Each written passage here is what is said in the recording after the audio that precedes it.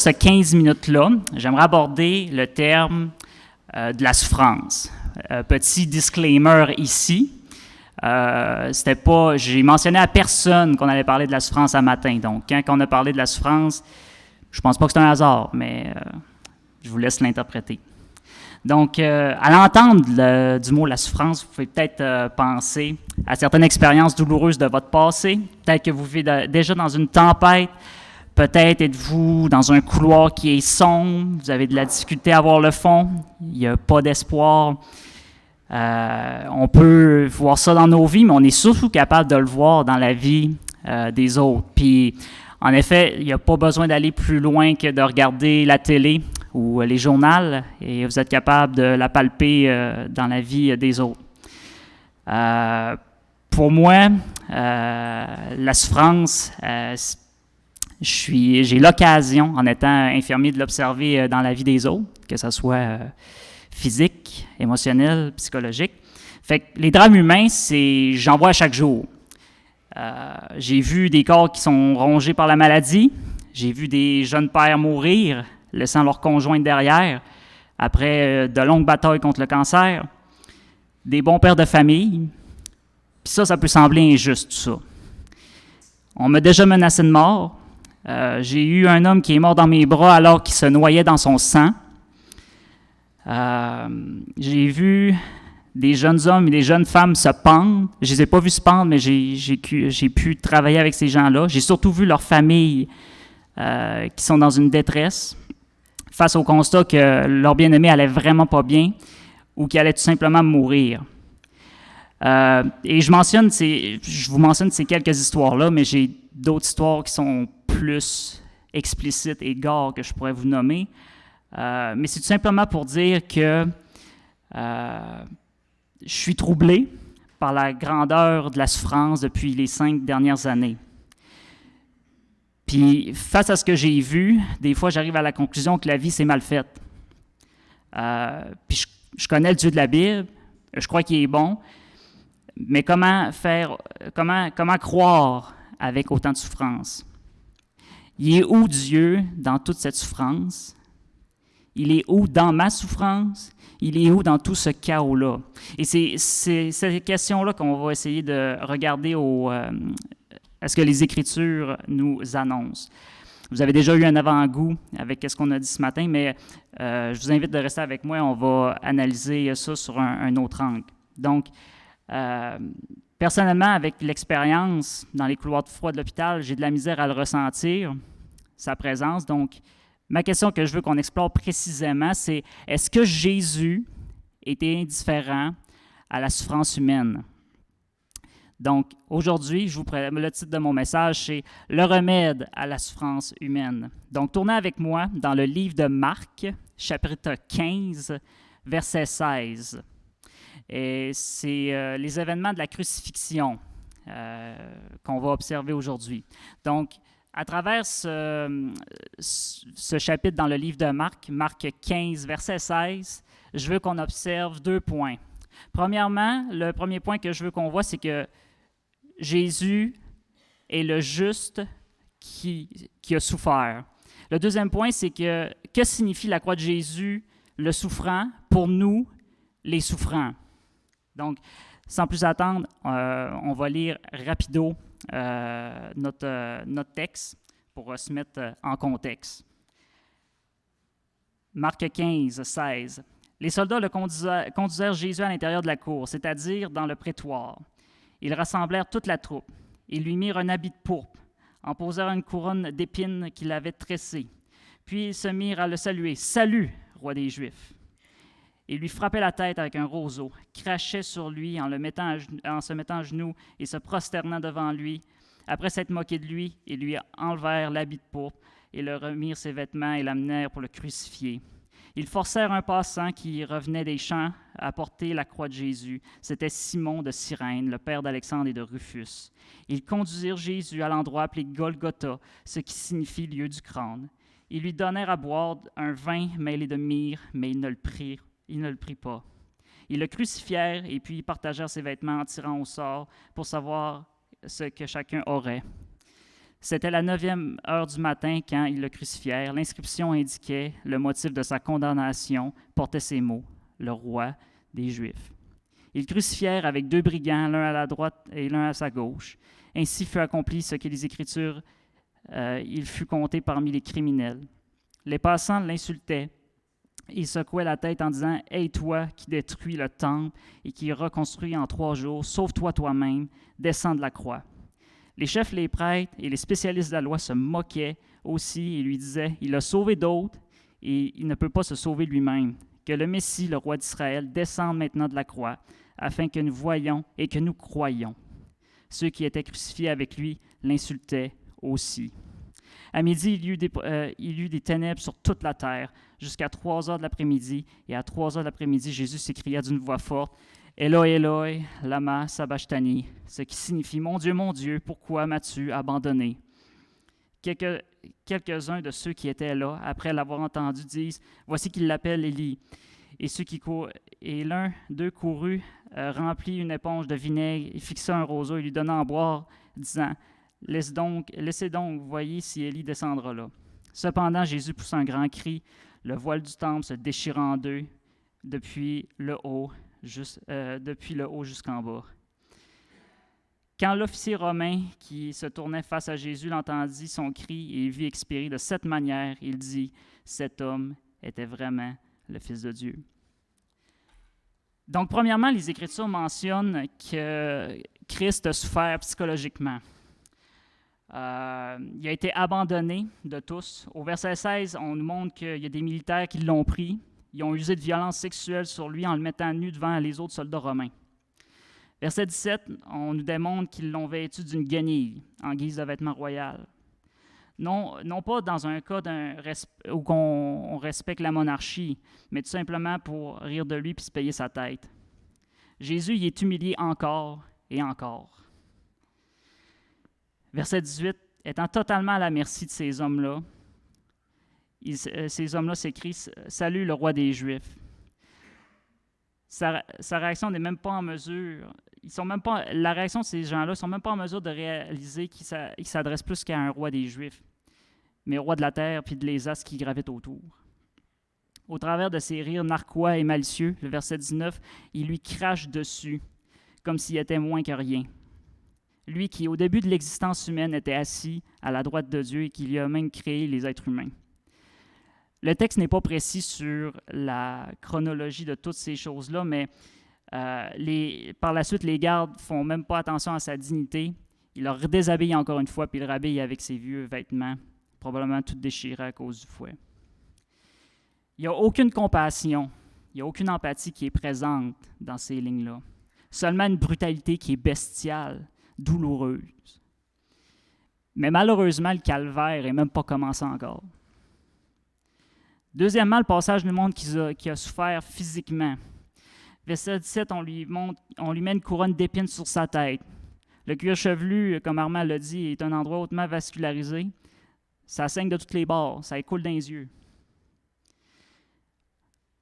Au travers de ça, il y a encore de la violence psychologique. Au verset 19, on ajoute même que les soldats le rouent de coups, qui prennent un roseau, qui est une longue plante rigide, puis ils le fouettent avec ça. Et puis là, ensuite arrive la torture, la crucifixion. Il faut comprendre que Jésus, quand lui va subir la crucifixion, c'est pas un objet c'est pas un projet qui est en phase test. C'est un objet que plusieurs générations avant lui ont pu expérimenter. Il est rendu qui utilise la croix quand c'est rendu la machine la plus meurtrière. Et puis c'est ça qu'il va vivre. Le but de cette torture-là, c'est de faire agoniser sa victime. C'est une façon de mort qui est tout simplement sadique. Donc, quand on regarde à ça, c'est bien pire que la chaise électrique ou tout simplement la guillotine, si vous vous intéressez à l'histoire. Donc là, on le déshabille encore une fois, mais là, on le déshabille, on le met à nu devant des passants. Tous les gens le voient. Et là, je vous invite justement à vous placer à sa place. Tous les mots qui vont être mentionnés là, je vous invite à vous mettre à la place. Donc, on lui pend des clous de 7 à 9 pouces entre l'os radial et l'ulnaire. Pourquoi? Parce que vous avez des artères ici. On va planter un clou là pour pas que vous allez mourir d'une hémorragie. Mais là, petit détail, vous avez le nerf médian ici, qui est comme le plus gros nerf de votre main. Et l'effet clinique qui peut se manifester là, si je vous plante un clou là, vous allez avoir une paralysie de la main et vous allez avoir une brûlure si intense là, que vous allez pleurer toutes les lampes de votre corps. Ses pieds sont attachés dans un angle sur la croix qu'il n'y a pas le choix de... Il faut qu'il se donne un swing par en haut pour prendre sa respiration, mais l'angle est tellement mauvaise qu'il n'est pas capable de supporter son poids. Donc, il y a un souffle qui est de plus en plus limité. Et la gravité fait son travail. Étant attaché sur le bois, vous avez les membres, premièrement ses épaules qui vont se disloquer, ensuite les poignets et ensuite les coudes. Donc là, maintenant, ces membres sont probablement 6 pouces plus longs que la normale. La douleur est insoutenable. Et est-ce qu'il y a quelque chose qui pourrait le soulager? Le texte nous mentionne que ils ont proposé un petit mélange de vin et de myrrhe, quelque chose pour un peu le rendre paf, un petit peu, enlever un petit peu la conscience de tout ce drame-là, de toute cette douleur-là. Et que fait Jésus? Il n'en prend même pas. Jésus est pleinement conscient dans ces douleurs-là. Donc, avec ses bras qui sont suspendus, sa respiration est superficielle et très courte. Il y a de la misère à respirer. Là, je m'enligne dans des explications pas mal biologiques, mais restez avec moi. Un déséquilibre de son gaz sanguin fait en sorte que son cœur bat de plus en plus vite. Et là, malheureusement, au niveau hémodynamique, au niveau de la circulation du sang, il y a un refoulement qui se fait dans ses poumons. Il y a de l'eau qui s'accumule. Il est en train de se noyer.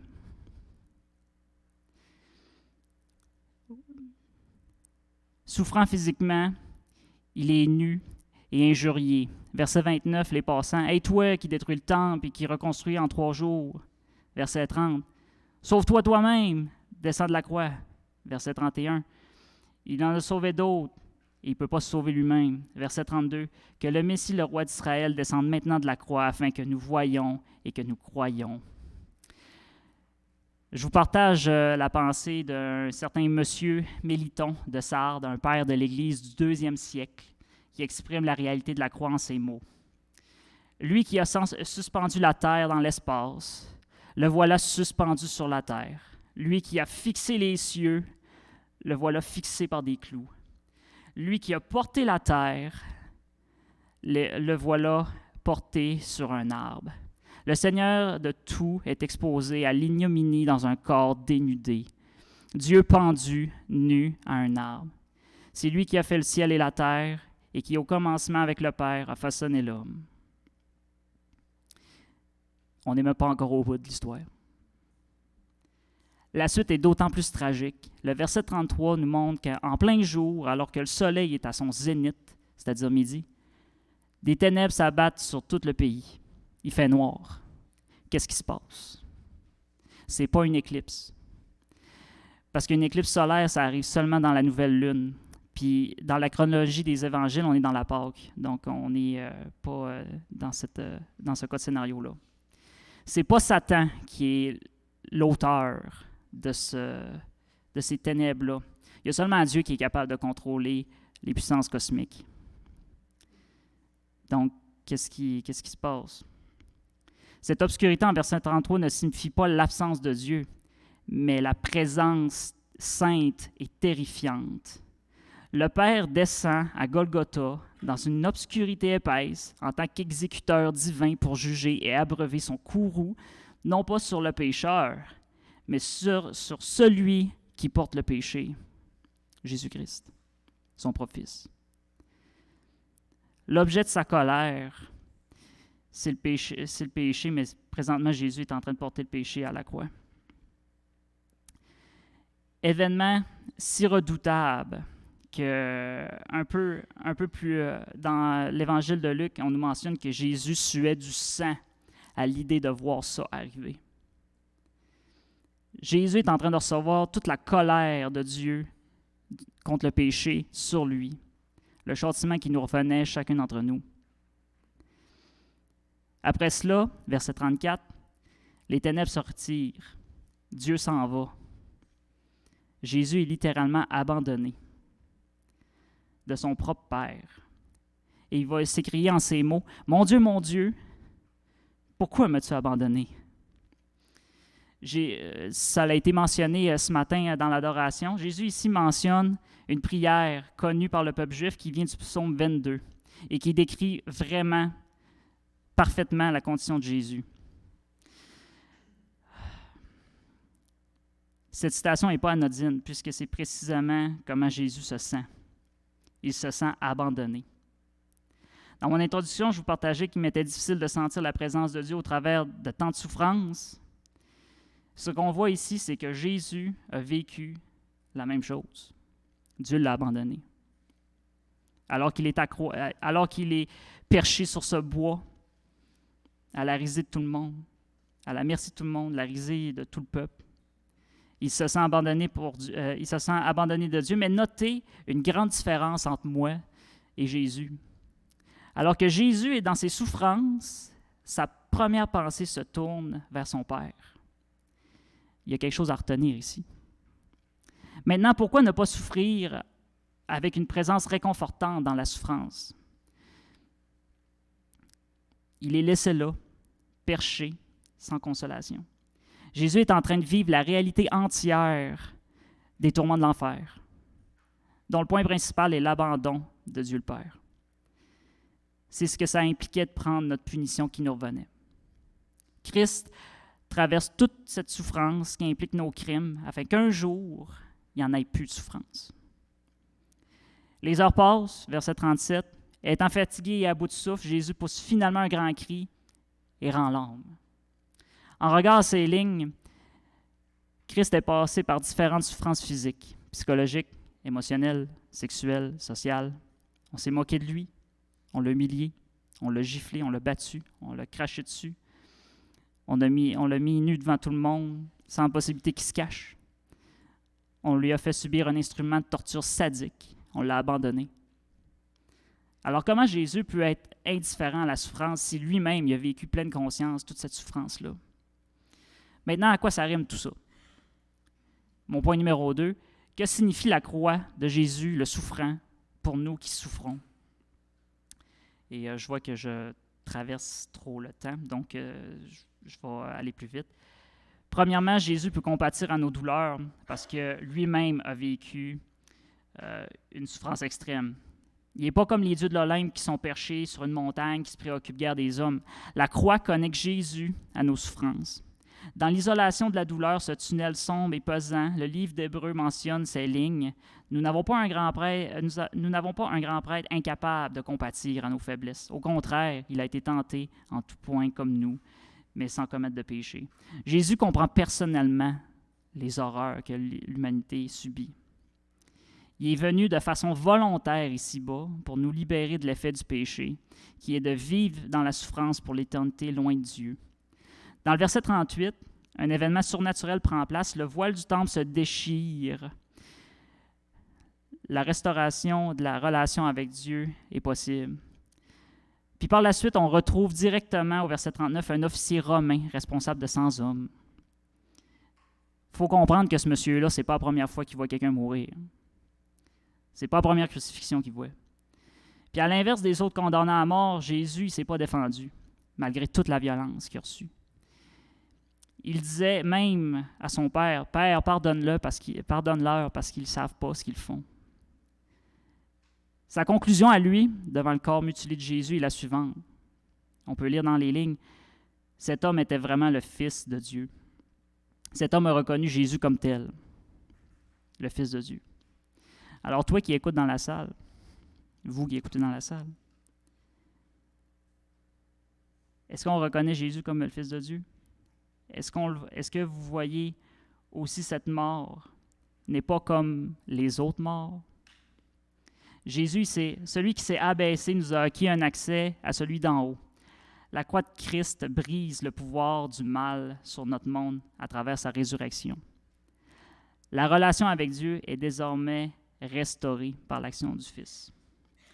Et puis là, peut-être vous posez la question, oui, mais Tom, ma souffrance actuelle, je fais quoi avec? Donc, on va revenir à ma question initiale. Est-ce que Jésus est indifférent à la souffrance humaine? Non. Jésus a choisi de vivre les souffrances humaines. Il a vécu la souffrance d'avoir un corps brisé. Il a vécu la souffrance d'être abusé dans une relation de pouvoir.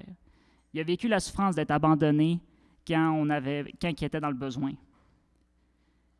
Il a vécu la souffrance d'être un sujet de moquerie, et bien plus encore.